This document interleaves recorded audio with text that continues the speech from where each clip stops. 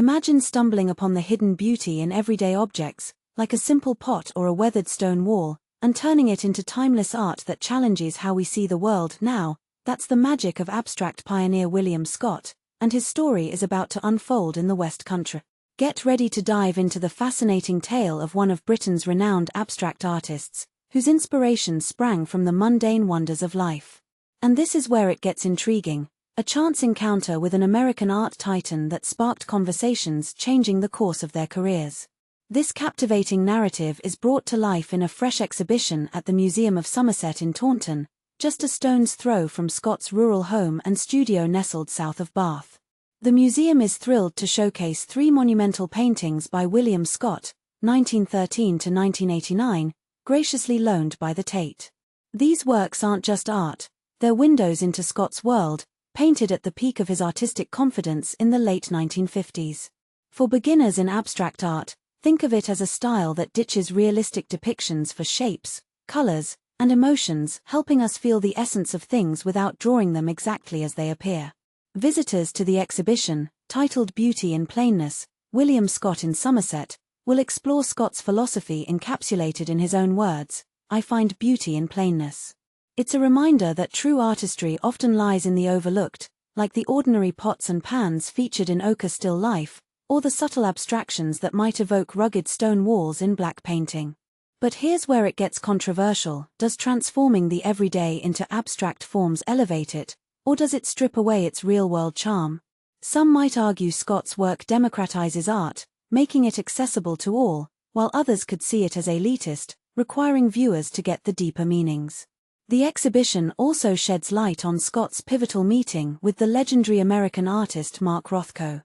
They first connected in New York during the early 1950s, where Scott was astonished by the grand scale and ambition of American abstract expressionism, a movement famous for bold, emotional canvases that expressed inner turmoil, like Rothko's later famous color fields. The two clicked instantly, and in 1959, Rothko made the journey to Somerset, staying with the Scott family and discussing their mural projects. And this is the part most people miss. These weren't just casual chats, they were collaborations on large-scale public art that stirred debate. Scott was crafting a vast mural for the entrance hall of Altnagelvin Area Hospital in Derry, Northern Ireland, an abstract piece that, when unveiled before a distinguished crowd, met with what was described as stunned, horrified silence. Imagine that, art intended to soothe hospital visitors, yet it provoked shock. Was this a failure of communication, or a bold statement about pushing boundaries in healing spaces? It's a moment that still sparks debate among art historians. Meanwhile, Rothko was tackling his own mural commission for a prestigious restaurant in New York's Seagram building.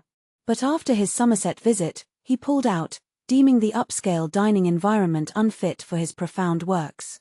Instead, he gifted 9 canvases from the series to the Tate, a generous act that turned potential corporate art into public treasure.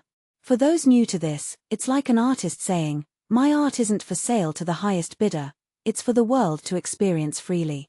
Curator Tim Martin, a respected figure in the field, highlights this exhibition as a rare opportunity to view Scott's pieces in a region deeply tied to his roots.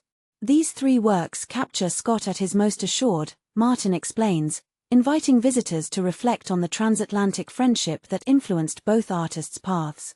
The display runs from November 15 to February 7, 2026, offering a perfect winter escape into art history. Don't miss Tim Martin's preview talk on Scott's life and career at 2:30 p.m. on November 14. Book your spot now for an insider's look. What do you think? Does abstract art like Scott's truly capture the beauty in the ordinary, or is it just pretentious nonsense? And should controversial reactions, like the hospital mural's reception, make us rethink where art belongs? Share your thoughts in the comments. Do you agree with Rothko's decision to reject the restaurant commission, or was it a missed opportunity? Let's discuss.